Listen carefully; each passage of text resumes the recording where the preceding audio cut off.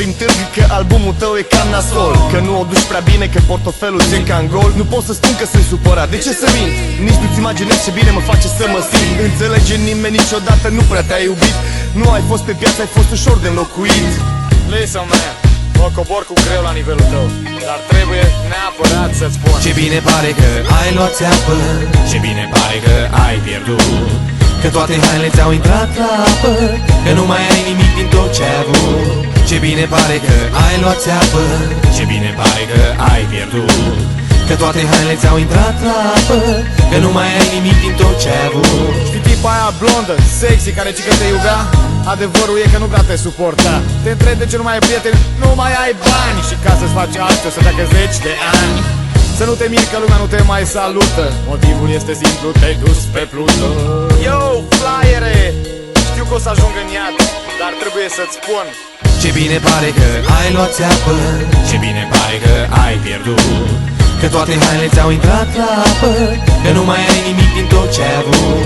Ce bine pare că ai luat țeapă, ce bine pare că ai pierdut, că toate hainele ți-au intrat la apă, că nu mai ai nimic din tot ce ai avut. Să știi că pentru tine alcoolul nu e o soluție, mai ai dreptul la vot garantat de Constituție.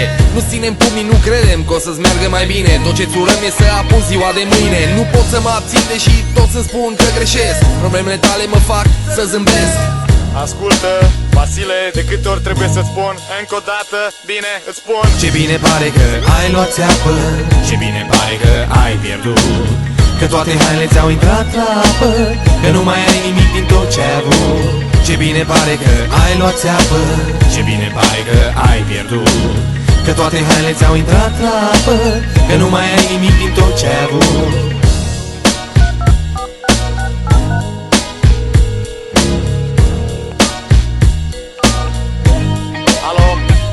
Ca să nu fii atent, sunt cu niște oameni aici și vrem să spunem că ne bucurăm că ai luat țeapă.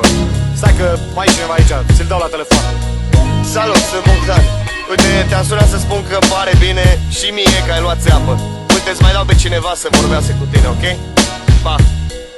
Alo, sunt mama lui Bogdan și să știi că mă bucur că ai dat faliment.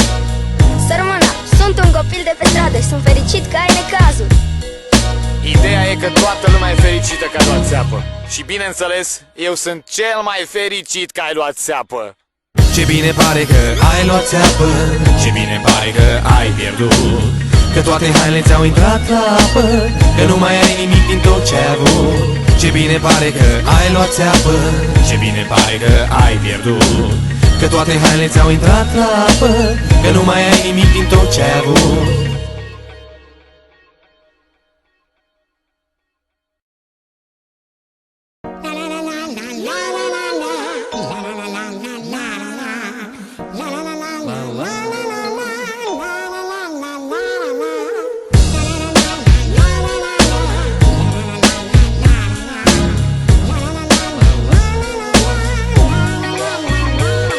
Umblă vorba prin târg că albumul tău e cam nasol, că nu o duci prea bine, că portofelul ți-e ca în gol. Nu pot să spun că sunt supărat, de ce să mint?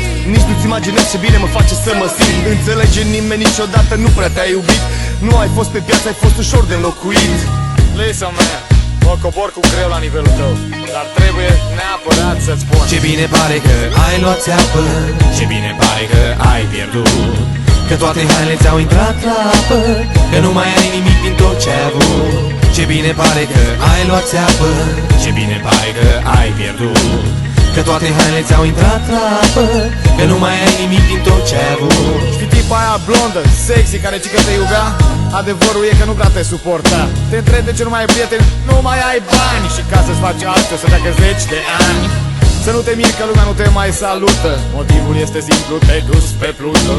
Yo, flyere, știu că o să ajung în iad, dar trebuie să-ți spun: ce bine pare că ai luat țeapă, ce bine pare că ai pierdut, că toate hainele ți-au intrat la apă, că nu mai ai nimic din tot ce ai avut. Ce bine pare că ai luat țeapă, ce bine pare că ai pierdut, Că toate hainele ți-au intrat la apă, că nu mai ai nimic din tot ce ai avut. Să știi că pentru tine alcoolul nu e o soluție. Mai ai dreptul la vot garantat de Constituție. Nu ținem pumnii, nu credem că o să-ți meargă mai bine. Tot ce-ți urăm e să apuci ziua de mâine. Nu pot să mă abțin deși toți îmi spun că greșesc. Problemele tale mă fac să zâmbesc. Ascultă, Vasile, de câte ori trebuie să-ți spun încă o dată, bine, îți spun. Ce bine pare că ai luat țeapă, ce bine pare că ai pierdut. Că toate hainele ți-au intrat la apă, că nu mai ai nimic din tot ce ai avut. Ce bine pare că ai luat țeapă, ce bine pare că ai pierdut. Că toate hainele ți-au intrat la apă, că nu mai ai nimic din tot ce ai avut.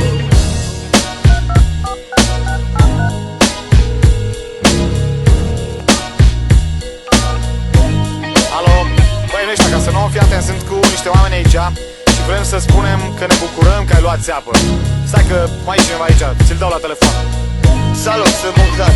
Uite, te-am sunat să spun că îmi pare bine și mie că ai luat țeapă. Uite, îți mai dau pe cineva să vorbească cu tine, ok? Pa! Alo, sunt mama lui Bogdan și să știi că mă bucur că ai dat faliment.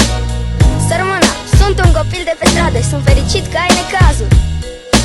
Ideea e că toată lumea e fericită că ai luat țeapă. Și bineînțeles, eu sunt cel mai fericit că ai luat țeapă. Ce bine pare că ai luat țeapă, ce bine pare că ai pierdut. Că toate hainele ți-au intrat la apă, că nu mai ai nimic din tot ce ai avut. Ce bine pare că ai luat țeapă, ce bine pare că ai pierdut. Că toate hainele ți-au intrat la apă, că nu mai ai nimic din tot ce ai avut.